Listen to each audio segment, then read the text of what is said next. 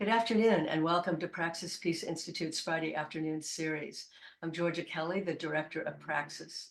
Today, our guest is Woody Tasch, an outstanding creative entrepreneur who has been named by Utne Reader as, quote, one of 25 visionaries who are changing the world, unquote.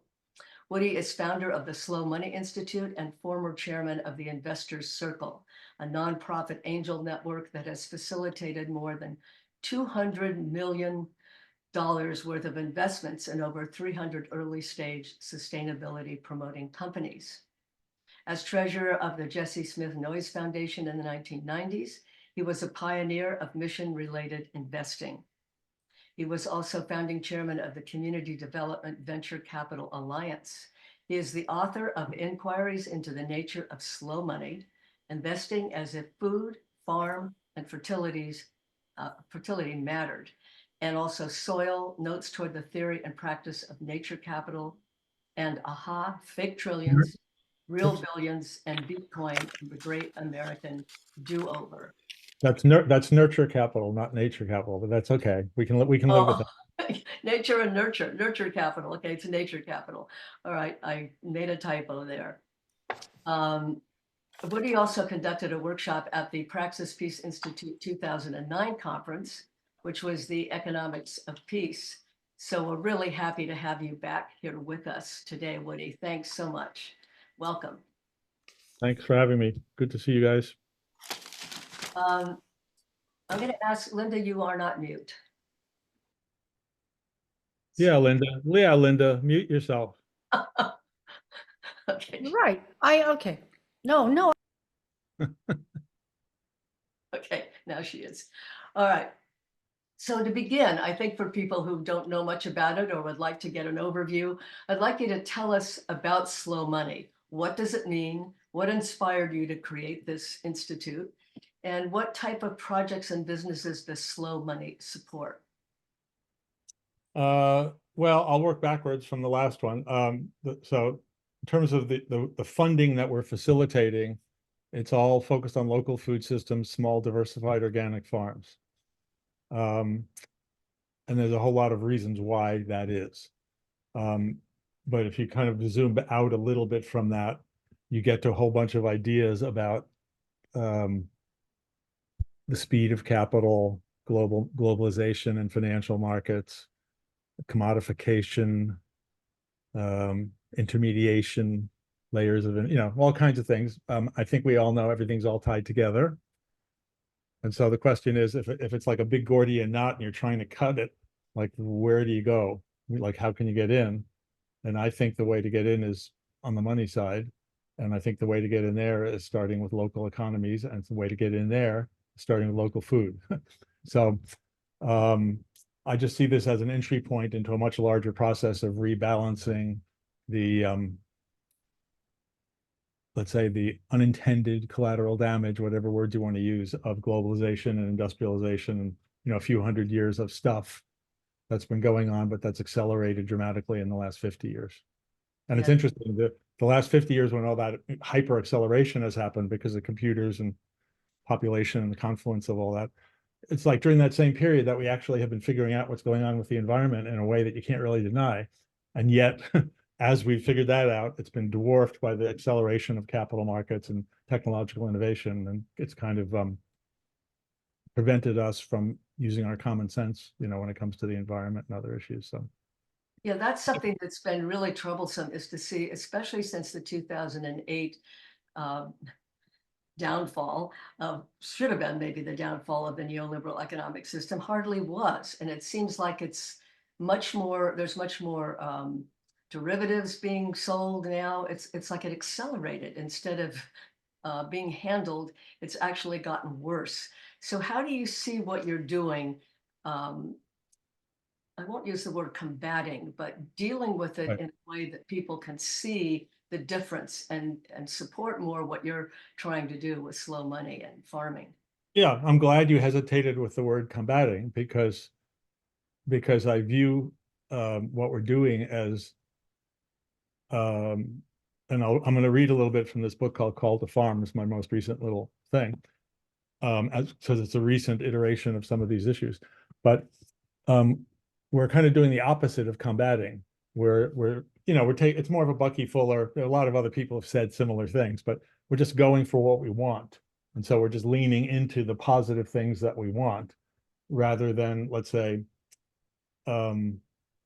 directly, meaning by our limited resources as a network and a group, fighting bear or fighting for a new farm bill or all the things that are also necessary, but there are lots of people banging their heads against that stuff. And so we're putting our heads down and we're just going local and we're supporting small organic farms and starting to, let's say, nurture a resurgence of mutuality and trust at the local level and putting carbon in the soil at the local level. And the reason it might just work, and I can give you some, I mean, it is working. It's just a question of whether or not we can do it enough to actually move the the mythical needle that we're all trying to move. And probably, I mean, I don't mind stipulating, probably none of us are going to accomplish, moving the needle.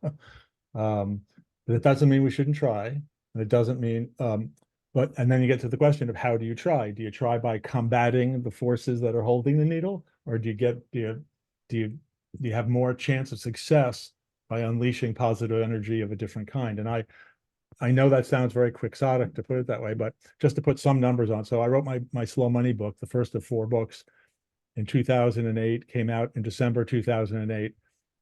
In June 2010, so about a year and a half later, in North Carolina, someone made the first slow money loan. That was by their own. They said, we're starting a slow money group here. And I said, good luck. I didn't tell them what to do. We were talking a lot and we'd had 2 national meetings by then. And so you can just think of most of what I'm going to describe as well below market loans, usually without any collateral, directly from a small handful, one individual or a small handful of individuals to a local farmer. That's the actual concrete thing. I'm also going to get somewhere in this evening's discussion to the most recent thing we're doing, which is 0% loans, which I'm very focused on myself. But that's even the next step. Like, why would you do that? And how would that work? But the point is, so I can report to you tonight that about $100 million has flowed to over 1,000 small organic farms and local food businesses under the loose banner of Slow Money since 2010. It's over about 15 years, and it's in dozens of places. So if you do the arithmetic, you quickly see it's a lot of small stuff scattered all over the place. This is very interesting. I was going to ask you about, because I did read something about going toward no interest loans, and that's a really unique position considering the culture we live in. And do you see that as sustainable? And I mean, to me, it seems like it could be. How different is it in terms of getting money back and being able to continue? Well, it's not like the actual thing itself has never been tried in any way, shape, or form. I mean, there are nonprofit revolving loan funds in the world, meaning the money goes in permanently, and then and I believe if we poked around, we might find a few. I should know this. I don't know if any of them are doing 0% loans at the moment.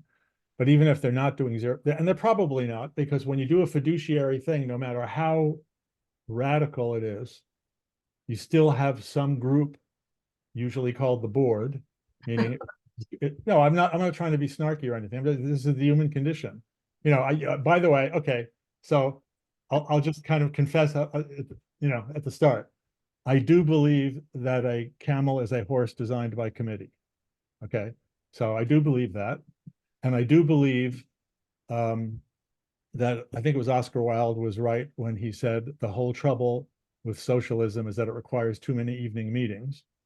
Okay, so I do believe these very basic common sense things. It's very hard to hold on to your common sense when you talk about money, because as soon as you put money in a pool of any kind, even a small nonprofit community revolving loan fund that's doing low interest loans, you have a committee that starts acting under certain fiduciary guidelines. Some of it is legal, a lot of it is cultural, and a lot of it goes back to kind of I'll call it the inadvertent bias that your comment displayed, Georgia. It's not a bad, I'm not saying that critically, because we all share it, which is, how can you do that? Like, money has to make money. You have to do it like this. Like, you can't, how do you sustain that thing? Well, you only sustain it with a continual inflow of what we have traditionally called philanthropy, meaning money that people are willing to put in and leave in. But it's not really philanthropy. I mean, it's something Correct. else. Correct. Yeah. So if you'll bear with me, you can see that I don't have a prepared set of remarks here. But But I want to tell people about the book. Can they get it from you? Where do they get it? yeah, you can get it on one of two websites. We have a slowmoney.org website. We also have a beatcoin.org website. And I'm going to tell people about Bitcoin before we get off. Yeah. So here's a paragraph from my second book, which you mentioned, Soil Notes Towards a Theory and Practice of Nurture Capital. And the only reason I want to revert to this is because it's a pithier summary of anything that I would probably say tonight is in this paragraph. So we can just, if I read it, it'll jump us ahead. Actually, I'll do a short introductory sentence. The introduction says, I could include here a litany of financial statistics that fiduciaries use to analyze the risk and return of investments, and another litany of social and environmental statistics that fiduciaries following their fiduciary duty generally feel compelled to exclude. So that's like the stipulation before what I wanted to read you. Now here's the paragraph. But this is not about numbers, doing these numbers versus doing those numbers. This is about reaffirming the primacy of words over the claims on our attention made by numbers. Reaffirming the primacy of relationships over the claims of transactions. Reaffirming the primacy of nutrition over the claims of cheap calories. Reaffirming the primacy of places over the claims of markets. Reaffirming the primacy of generations and seasons over the claims of milliseconds and algorithms.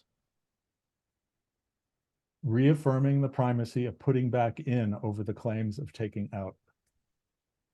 Now, I'm pretty sure I can never write a better paragraph than that. That's excellent. For better or worse, meaning summarizing what I really care about. Now that pushes that in that paragraph is an answer to the question of why would you do 0% loans? It's written from a cultural perspective or a philosophical perspective. Right. The mechanics of making it work are mechanics. You got to figure out, okay, so if you're really going to do that, if you really want to put the money in like that, how's it all going to pencil out? We can get into that if you want. But you can do it. It can be done. It just takes a little elbow grease, and you got to go cutting against the grain of a lot of it. Now, it's not investing as we commonly understand it, meaning you put money in and you want more back whenever you wish it. You want liquidity and you want low risk places to put it. It's not that kind of investing. That is for sure. Well, it seems like the sensible thing between philanthropy and what we know as loans that have interest attached to them. It's a hybrid of some different kind, which is great. I think of some of the loans that like the Mondragon Bank would make. They would say, well, when people have a hard time paying back a loan, they lower the interest. I mean, Yeah. And the opposite happens in our system.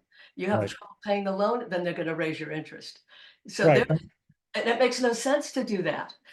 But Well, and the tricky part of all such conversations is we're talking these really broad abstractions. right. Loans, investment, interest rates. Like in that conversation, probably nobody, and we just did it for a second. No one was thinking, well, who's getting the money? Like, where is the money going? Where's the money coming from? Who's getting the money? And how could it work at 0%? So let's just talk about who's getting our money in the slow money movement. Small, diversified organic farms. Why? Because we believe, and I say the we as tens of thousands of people who are kind of running around under this loose banner called slow money at the moment. We believe that small diversified organic farms should not be treated as if they were expendable, because they're not expendable. And then there's a whole bunch of other things that you can add on to, like, why aren't they expendable? Like, how could you ever feed everybody that way? Well, of course not. That doesn't mean they're expendable. And then you get into all kinds of, well, how much will the food cost that they make? But the point I want to make at just at this juncture is, even when those farms work, they don't make much money. When they work extremely well, they can make a living for the family and pay a decent wage to some of the workers, and that's it. So why on earth, as a society, would we say, well, we're only going to give them money if we can make 5% or 7% or 9%? Doesn't make any sense if you want there to be these entities. Now, you could say the same thing about other things that we want at the local level, like local newspapers, an independent bookstore. There's a lot of other things that you would say we want to have them in our community. They're businesses. They're not for profit. They're not nonprofits, but they are not very profitable businesses, and they're never going to scale. Right. So we as a society have to decide, okay, does that mean they're just expendable? We can just buy everything from Amazon and we don't need anything, and we don't even need a main street anymore, So I know everybody on this call doesn't believe that. So, or I'm assuming that. So then you work yourself through a number of different, both very practical and philosophical vectors, and you get down to this idea of 0% loans, which to me, after 40 years plus of doing stuff in various halls of finance and whatnot, is the only thing that actually makes sense. And that's why I'm doing it. That's kind of my selfish reason for doing it. I just wanted to do something I really believed in. I wanted to find one thing that I just believed was an unfettered good. And to me, supporting small diversified organic farms with 0% capital is an unfettered good. But I want to then say one last thing while I'm doing these little rants. I don't, how many people can we actually get to do it? Hard to say. We've made a teeny weeny dent so far, but that's the question. The question is, can we really get this to happen enough to imagine, if you just let your imagination go for a second, a resurgence, a meaningful scale resurgence of small diversified organic farms in rings around 50 or 100 cities in the United States, meaning everything from the large cities to the small cities and large towns, where a decent percentage, and you say how much, just throw a number out just to be radical for shits and giggles, 10% of the local food is produced within 50 miles of the city or 100 miles. I'm just throwing out a number. Who knows what the number is? Right now, it's like 1%, 2%. And there's all kinds of reasons why we're at the tail end of industrialization, of squeezing all the small stuff out of the system and commodifying everything. So it's also for that reason excruciatingly difficult to imagine the pendulum ever coming back. But I do believe it is a pendulum, and I do believe it is going to come back somehow, not all the way. I'm putting all these caveats on what I'm saying because I've had a lot of these discussions, and I know a lot of it is very ideological, and you say something and people want to jump down your throat. So to me, I want to say one other thing at this moment, say it's about balance. It's not about saying that anything I'm saying in this book or anything I'm saying about slow money is better than globalization or is better than Heinz ketchup. Although I do think it's better than Heinz ketchup. Sorry, Heinz. The point being, we're about balance. Like the whole world cannot get food from small diversified organic farms. That's not a thing, obviously. There are all kinds of reasons. Right. And Geography is one. right. And we need commodity farms, and we need commodities, and we need a whole lot of things. So it's not about that, but it's about saying, if we act like that's all there is in the world, which is the way we're talking about finance here. Finance treats everything to a hammer, everything looks like a nail. So to finance, everything looks like a throughput, looks like a place to get money to go as fast as possible. And it wants to be as unencumbered as possible, meaning don't tell me too much about it. I don't want to have to know what's really happening on the other side. I just want to know I put it in, and maybe if I'm lucky, it doesn't kill anybody outright. That's a thing. That's like a little incremental thing. But I don't really want to know too much because I know I wouldn't like most of what it's doing. And that's another reason I'm doing what I'm doing, because I've never been comfortable investing in the stock market. And I just can't do it. I can't do it. I can't compromise on this. I know there's too much bad stuff going on. Right. And there is some good stuff too. Just want to say it's not like nothing good is happening there. But I happen to believe at this stage in the proceedings that more harm is being done by global financial markets, and it's time for us to try to rebalance. Yeah. So sorry for the rants. That's the problem. No, that's the problem with who I am, I guess. So apologies for that. That's the vision, the values, it's all comes together in what you're doing. And that's the important part. It's all connected. And a lot of what we see in our society is looking at things disconnected, because that's how we become good consumers, is to disconnect all these pieces that you're connecting. Yeah, precisely. So, I want you to hold up the book again and tell people where they can get it before I go on to the next piece here. Okay. It's called A Call to Farms. It's very small. I don't know if you can see it compared to like a regular sized book. I'll put it in the chat box. It's tiny little thing, fits in your pocket. So basically, when Russia invaded Ukraine, It wasn't like I was feeling like I had to write another book about slow money. So I wasn't gearing up to do that. I mean, there are 3 of those. But this one was more, how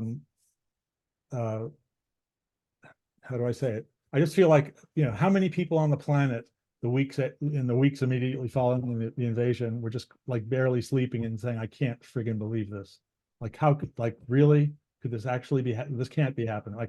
Like we're all part of the same species and it's like the 21st century. How could this be happening? All right. So I started writing some stuff down because that's the way I process things. And it turned into a little thing. And then I circulated it electronically to my network, and it was well enough received that we ended up doing a small printing. And we're now doing our second printing. The book is called A Call to Farms, Some Thoughts on Food, Money, and Nonviolence in honor of Wendell Berry. And I framed it that way because only true Wendell Berry aficionados, of which there could be more than one on this call. Yeah, there are. That sounded like I was referring to myself. I mean, I'm kind of one, but maybe you all are. So very early in his career, meaning like I think his second book of essays, I think it was the second one that came out in like 1969, possibly 1970, was called The Long-Legged House. And that's how he describes his cabin that's on the banks of the Kentucky River. It's up off the river on kind of stilts. And he wrote an essay in there called Some Thoughts on Citizenship in honor of Don Pratt. Don Pratt was a student at the University of Kentucky when Wendell was teaching English there. And the student got arrested for protesting the war in Vietnam. And the essay is an essay. It's like Wendell Berry's sequel to Thoreau's on civil disobedience. It's Wendell Berry writing about the efficacy of conscientious objection as an approach to resisting the violence of resisting war. And one of the themes in there, I hope this is like a little gift I'm sharing with you. I mean, it's not This is great. just because it's kind of, he's written a lot of stuff and this is early. And kind of one of the beautiful, like it gives you tears. And I believe you would all tear up if you read this. Because it captures the spirit of the 60s and Wendell when he was a young man writing about it. And he basically is writing that, political combat, to go back to use your word, Georgia, sometimes necessary, but often futile. Because when you're doing the combating, you turn into the thing you're trying to, you sort of take on the characteristics of your enemy. And so you end up in a fight to stop fighting, And so only Wendell could evoke it exactly the way he did. And then he kind of gives us this beautiful kind of like, we all need to return to the land. We need to make peace with the land. And then we can make peace with one another. We can never expect to make peace with one another if we're not making peace with the land. I mean, I just got goosebumps and I did a really bad job of paraphrasing it. So I'm just saying, if you want to find that essay. So that's the shape this took for me to just do my deepest gratitude thing to Wendell. And now to be not so historical, it just feels to me like if there was ever going to be a peace movement again, and Georgia, I'm probably insulting you by saying that because you are in the peace movement. So you can be mad at me in a second and bring me up to speed on a lot of things. But when I'm thinking of peace movement, I'm thinking about very overt, like marching in the streets, peace signs, conscientious objectors leaving the country not to get drafted, and all the things that a lot of us went through in the 60s. Not that it would always have to be exactly like that, but the point being, it's a mass, constant expression of resistance at a very large scale that can't be ignored. Everyone doesn't agree with it. Heads get split open. Stuff happens, but it's not just this little thing on the side that occasionally someone talks about.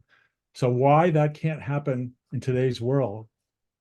There's a lot of reasons, but it seems to me if a new peace movement could ever endure, it should start with the food movement because we're making peace with the land. And I really believe what Wendell Berry said was right. You got to start at the roots, literally and metaphorically. You got to start with the land.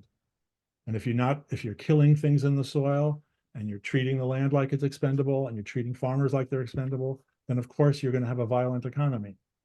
There's a lot of steps I left out, but quite a few steps in there, but I think you got the spirit of it. Well, So that's, you give me the cue when you want. I'll just read a page or two out of here, but that's up to you.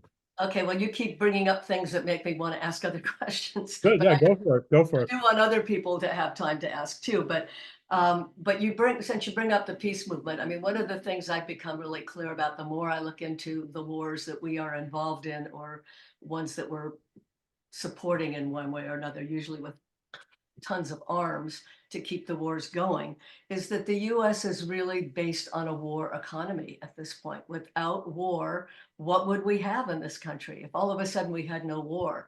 So I've been trying to take that apart to look at what would take the place. How could the war machinery, the military industrial complex, stop doing what it's doing? From how do we get from here to there has been part of what I've been looking at for quite a while.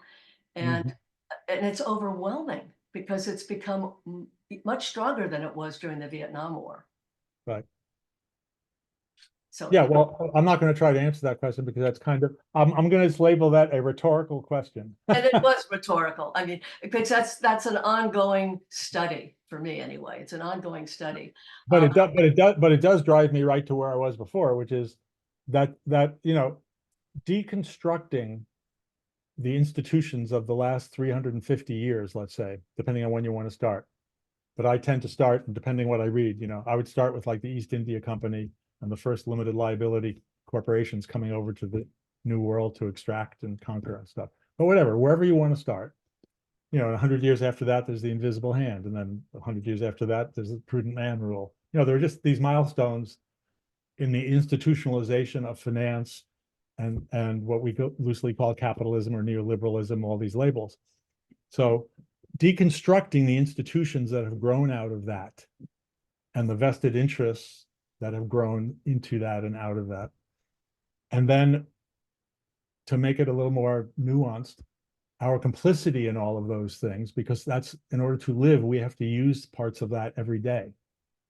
Like, so we can't extricate ourselves. Like, there's no such thing as, you can't be like a conscientious objector to globalization. Well, no, you could.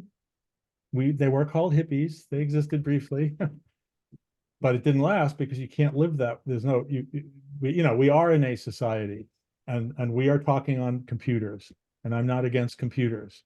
I'm against 98% of what happens on computers, from what I can tell. That's the weird thing. But I'm not against computers. I'm not against using Zoom for the purposes we're using it tonight. But I am nervous about it, and that's why I stopped doing my online meetings. We were talking about that before everyone got on. So it's really complicated, and we're all complicit. Like, we're all in this thing. So I really, I hope you can tell how deeply I'm feeling what I'm saying. I'm not pointing fingers out there, I'm pointing fingers in here and right here and everything else. right.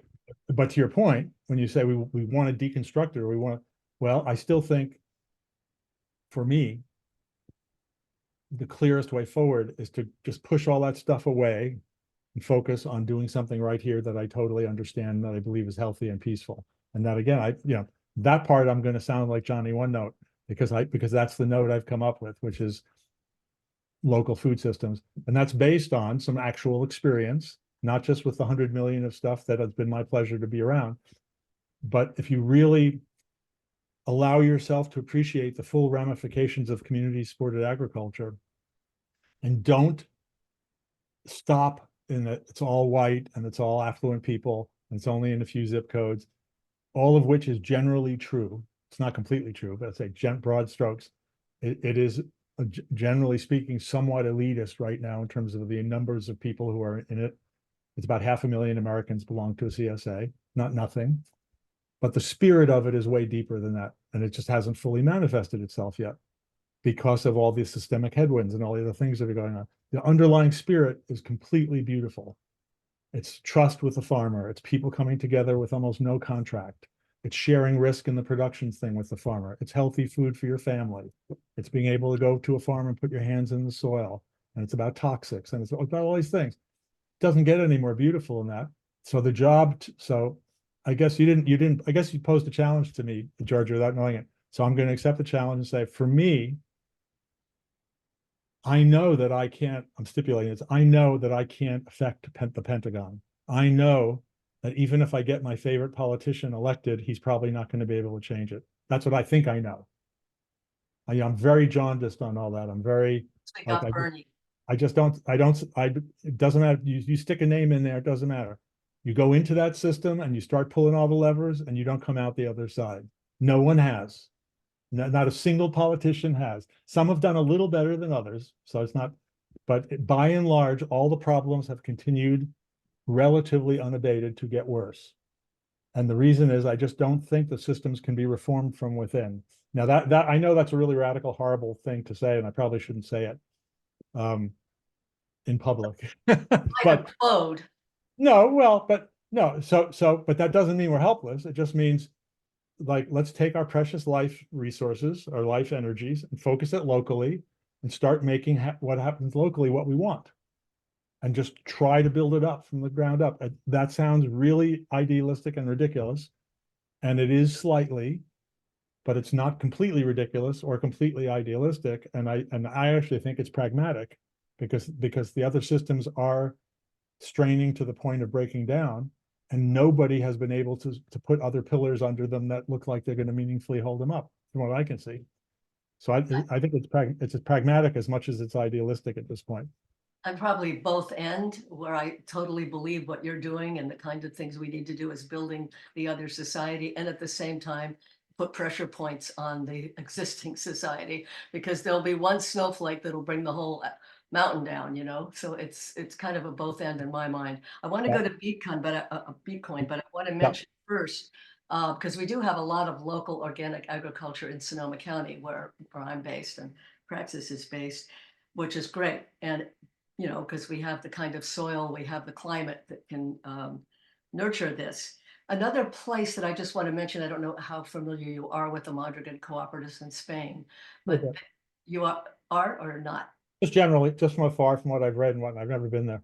Well, they now have, and they didn't when we first went there, they have some agricultural cooperatives, some dairy farms that we actually visited the last 2 times we've been there. And their values, vision and values, and the way they work together cooperatively is very aligned with everything you're talking about. But it also is aligned not just on the business level. They have their own, it's autonomous government in the Basque region. So they have their own parliament, and their government has the same kind of values and the same vision. I mean, it's so different. It's like going to another planet. But I just want you to know that some of these models actually exist in a bigger framework than we might think, just not here. But I've been very inspired by that. And because of going so many times, it has given me the impetus to keep working in the ways that I do. So I just wanted to bring that up. And then I want you to talk about Bitcoin. Okay. So to get to Bitcoin, we have to get to say a little bit more about the 0% loans. So basically, pre-COVID, I and the little group of people who are in this little NGO called Slow Money, we stopped all of our NGO activities. And I told the board, I just want to go local. I want to be a local slow money leader. I don't want to be running around the country bloviating. I want to do this. You know, I had never really applied myself in any one local region. I'd been traveling around the country talking a lot. A bunch of slow money stuff happened. So I started focusing in Boulder, where I was living. And we started a group to do 0% loans. I started talking to people in town. I said, what do you think about this? You think we could do it? How would it work? So I'm just going to tell you right now, there are 115 members of what we call Soil Boulder. Soil stands for Slow Opportunities for Investing Locally, and also for the actual soil. Those 115 members are people who put some amount of money in this calendar year, because you have to put money in to vote in that calendar year. And you can put, if you're $25 for a farmer, $250 for a non-farmer, and no upper limit. And one person has put in $50,000, but that's the exception, not the rule. Most of the people are putting in 250s, 5s, 500s, etc.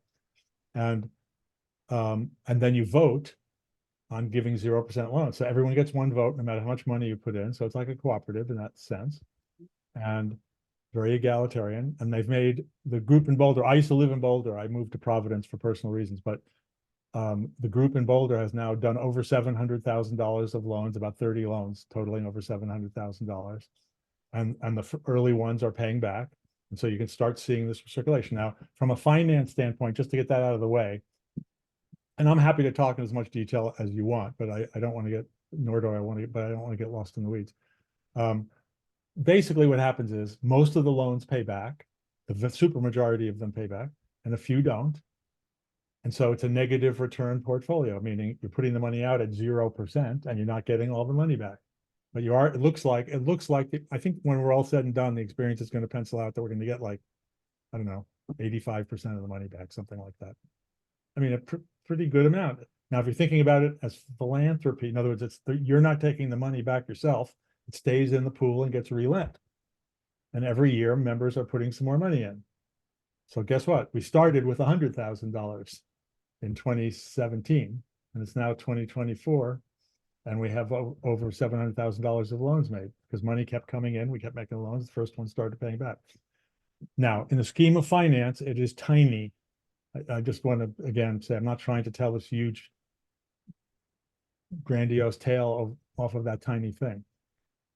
But it's also beautiful. It's small is beautiful. It's Schumacher. You know, it's just as beautiful as it is small, in my opinion. So the reason I went there is 2 years ago, we started a platform called Bitcoin. What the hell is Bitcoin? Well, if you go to bitcoin.org, you will see a platform.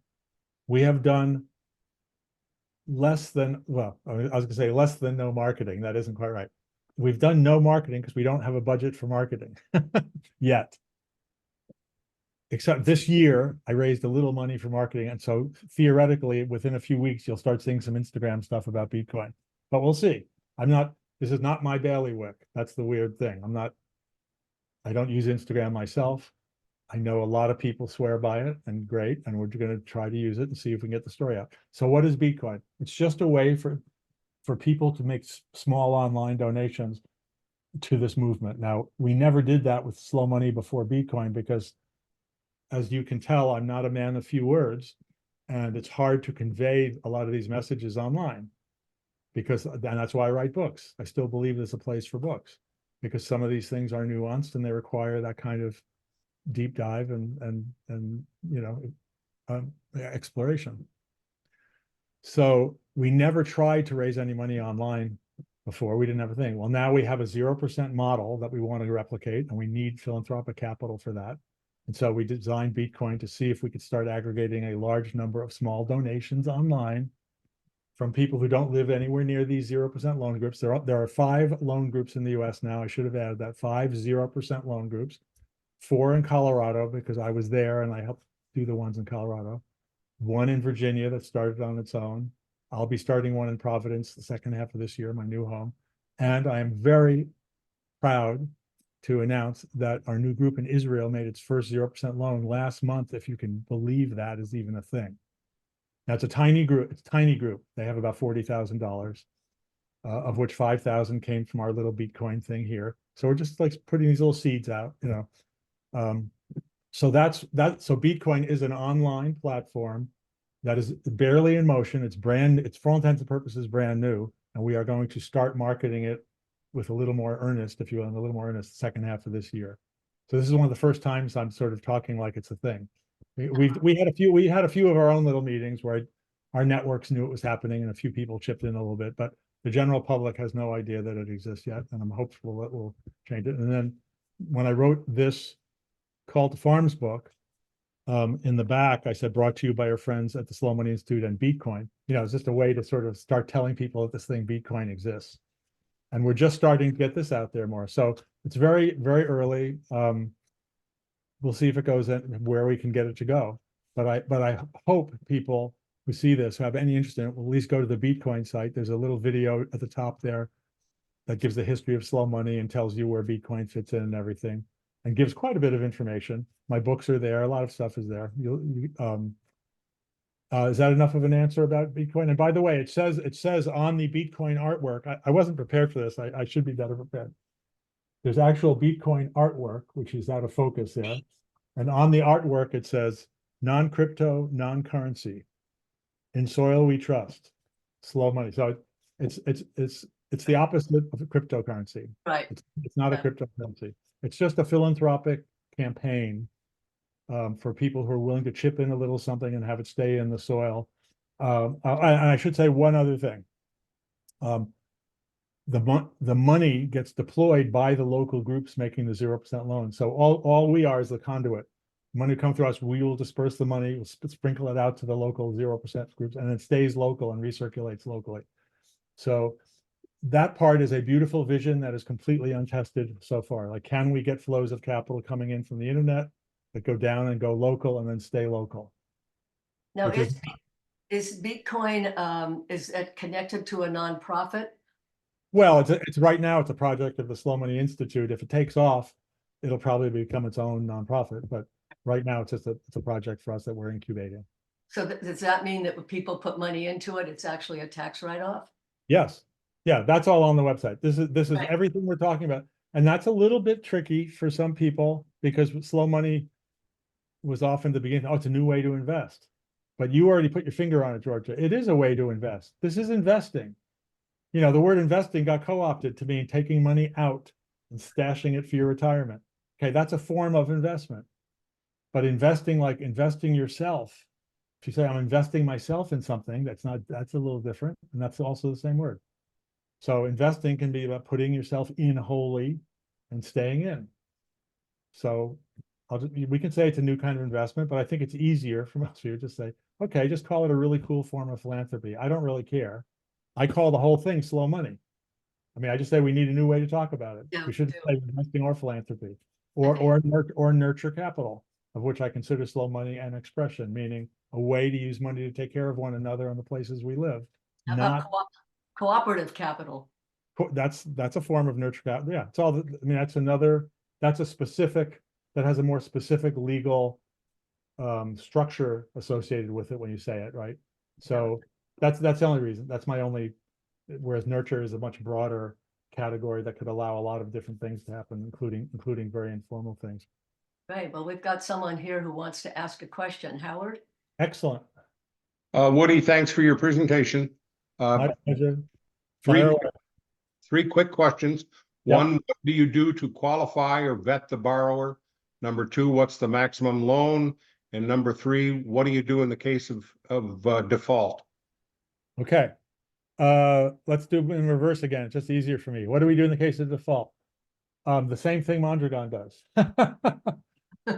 There are no defaults. I mean, we do know that we're not going to get some of the loans paid back, but we don't like write them off. We just carry them and hope that maybe they'll get paid back. There's only been a few. What's the point? We're not a bank. We lent the money. And I can tell you in the case of Boulder, where I was involved in most of the loan making, one of the ones that's not performing, we debated very deeply because everyone knew it was super risky. And of the like 40 people that were in the room to vote that night, although it's not all the 115 members were there, but about 40 were, and they were the ones that voted on the loan. Of the 40 people that were there, 37 were for, I'm making the numbers up, but this is very close. 37 were in favor, one was against, and two abstained. And that's like almost the only time we've ever had a negative vote or an abstention because it was super risky. Everybody knew it was risky, but we decided to do it anyway for a variety of reasons. So that's not an excuse. I mean, now it's not a performing loan. That's the reality. But we're not shocked. So the first one was how do we vet the loans? You'll remind me about the second question in a second. The how we vet the loans is by committee. So there's a committee of our members. It usually has 5 people on it. It's not set in stone how big it would be.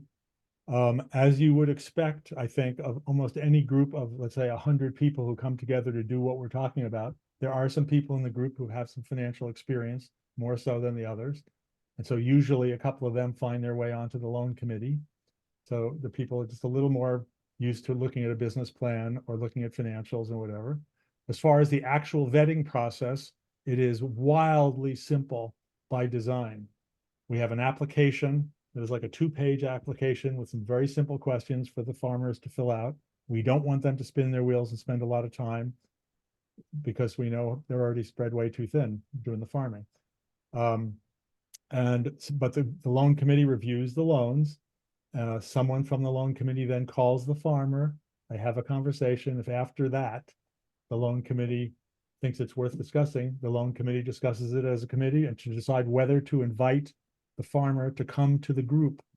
And the vetting gets done by all the members who are in the room. The farmer comes into the room of somebody's house usually and makes a 15 or 20-minute presentation about why they want the loan, and then the group votes.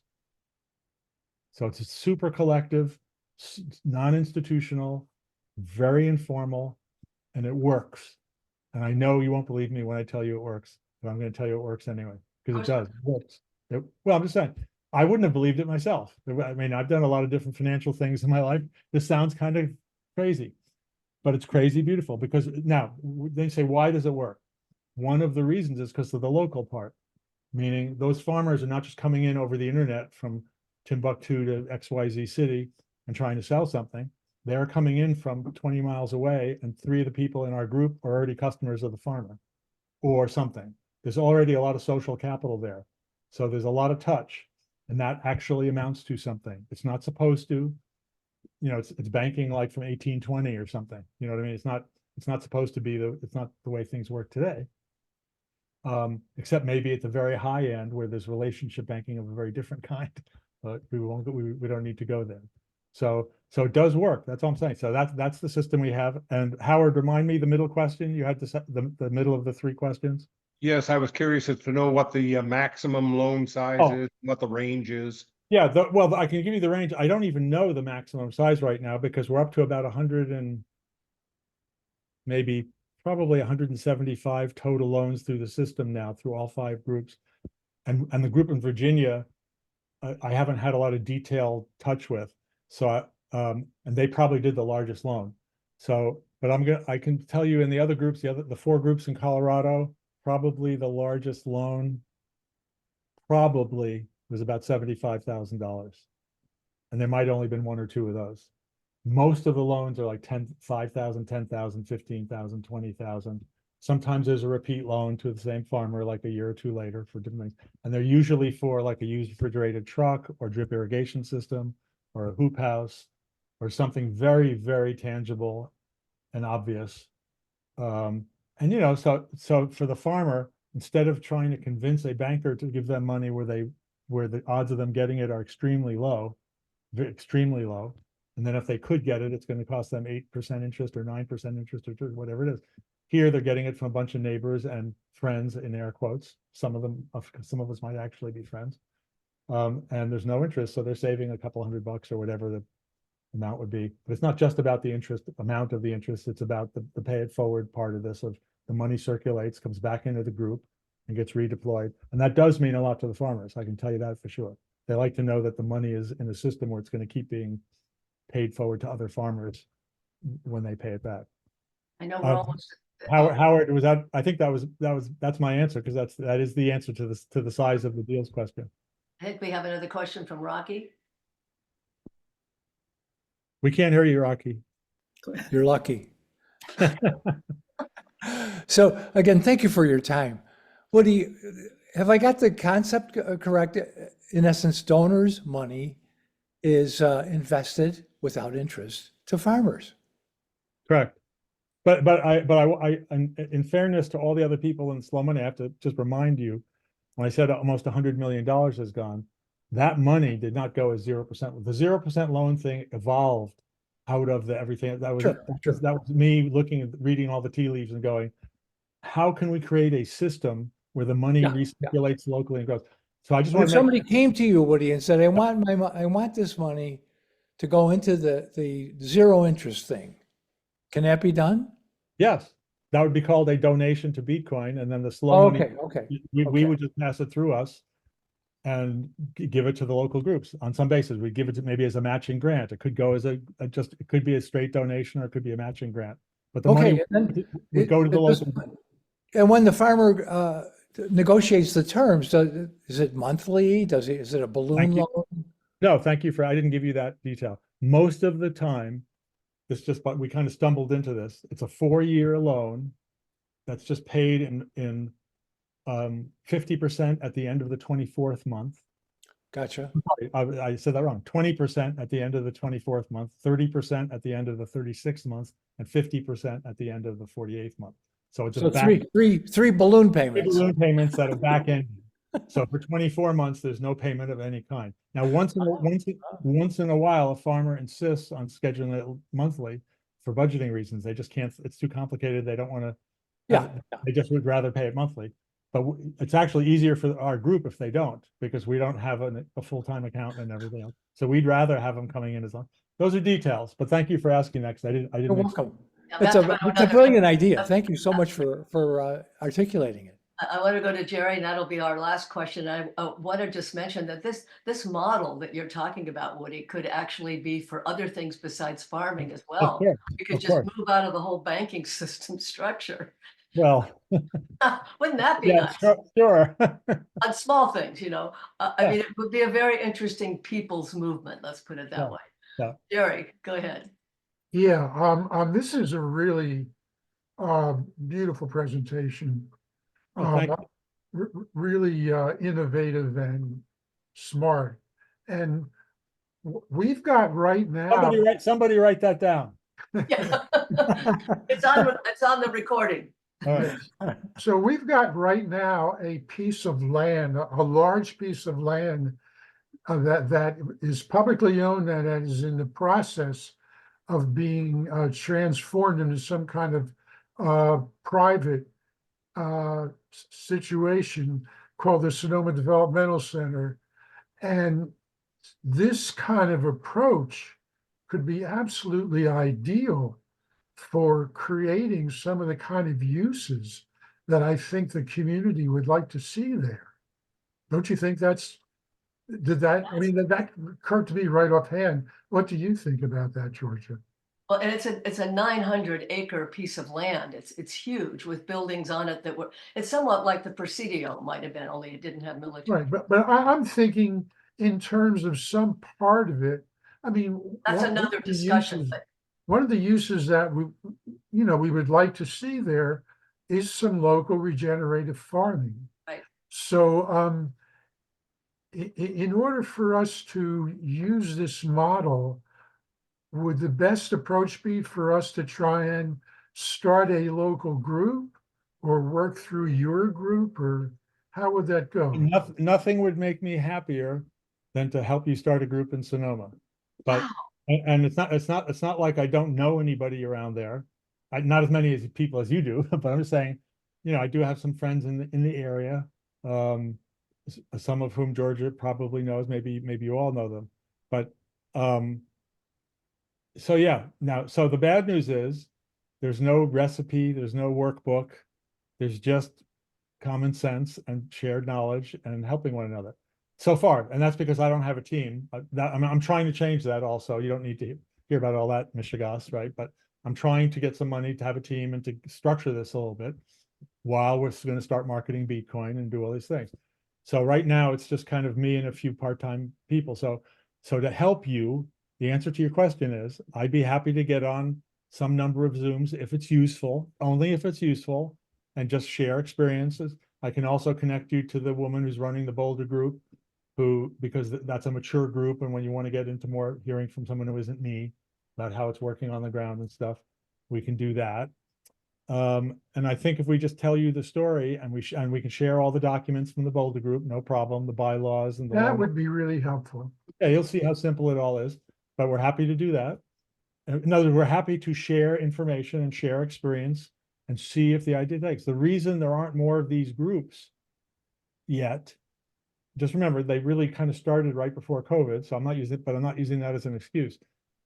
It took us a while to say, do we really think, is this really working? Like, are we really willing to promote this model? So now we say it's starting to look like it's working, meaning the groups are all functioning. So we don't have a system for replication yet. We don't have a training manual. We don't have any of that. That's all I'm saying. But we do have experience and we're happy to share it. And if you have people in your group who have some life experience and, and you get the right chemistry and the right founding group, you will get one of these started. There's no question in my mind, but it takes a handful of people who buy in at the beginning are willing to put some money in the pot. I'll be a little more specific just because the way you're asking the question. The groups that exist now, other than the one in Virginia, that's the only one we didn't do, they started themselves. The 4 groups in Colorado, they were all incubated by the Slow Money Institute, meaning we used our 501c3 just to help them get going. And then Okay, after they were in business for a few years, they got their own 501c3s and now they're completely great. independent. I was going to ask about that. Yeah, so there's, just some mechanical things that aren't rocket science, but they're just a little daunting at the beginning. So yeah, I mean, obviously California, because of now it is an interesting thing. There's a slow money group in in the Bay Area called Slow Money Northern California. And where is it based? In that's a good question. Like where the office is, I don't even know if there is an office, but basically it's run by a guy named Arno Hesse, who guess what? I met him at your conference. When I spoke at your conference, Georgia, in 2009, he was in the audience in my breakout session. And he came up to me and said, I'm becoming a founding member of Slow Money. I love this. Who was it? Arno Hesse, Hess. Oh, yes, I know who he is. Yeah. He said that conference changed his life. Yeah, so he is now running Slow Money Northern California, but what it's morphed into in his case, because under the general Slow Money banner, it's not one thing. We don't tell people you have to do a 0% loan or you have to do anything. So, but we do have a strong sense of principles and vision, and that has held everybody together.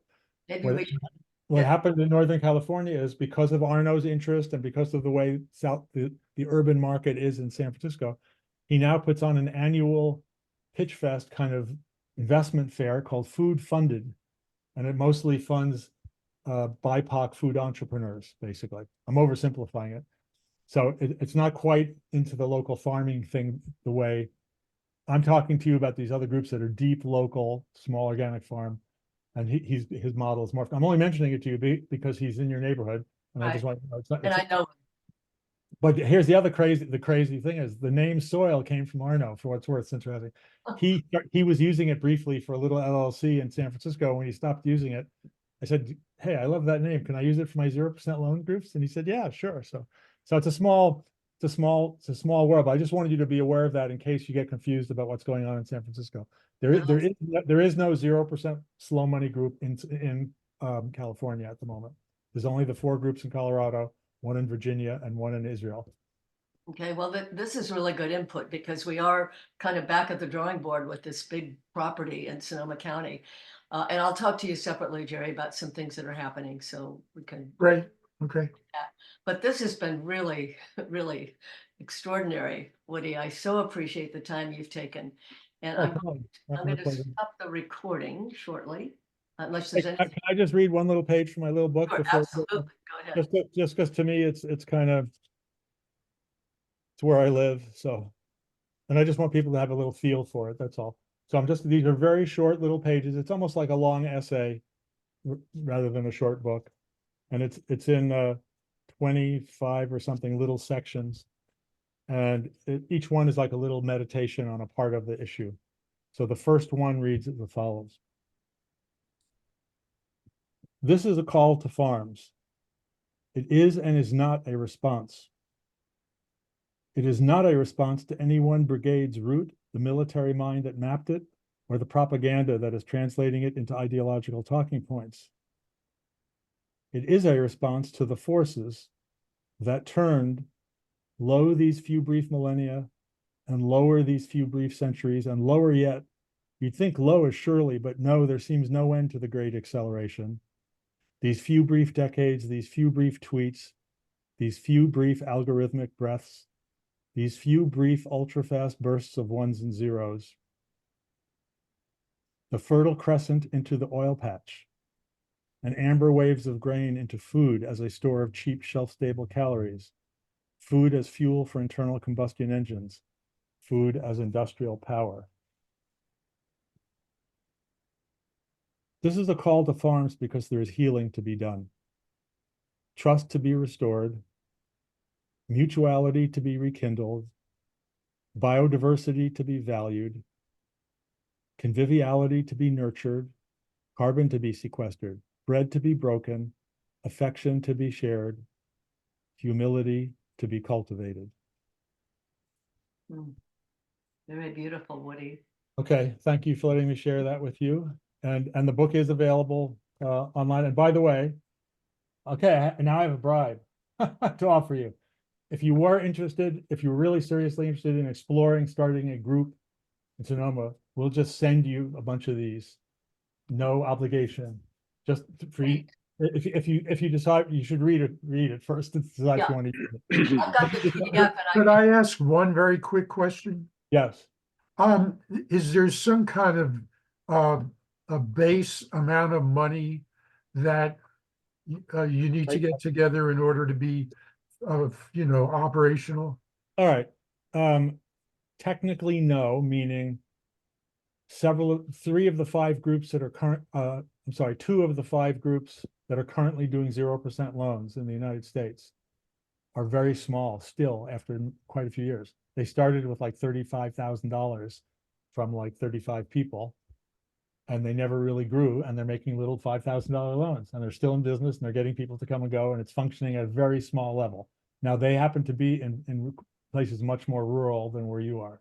Salida, Colorado, and Durango are both, they're towns, but they're nothing like Sonoma and nothing like Northern California in terms of the demographics and stuff.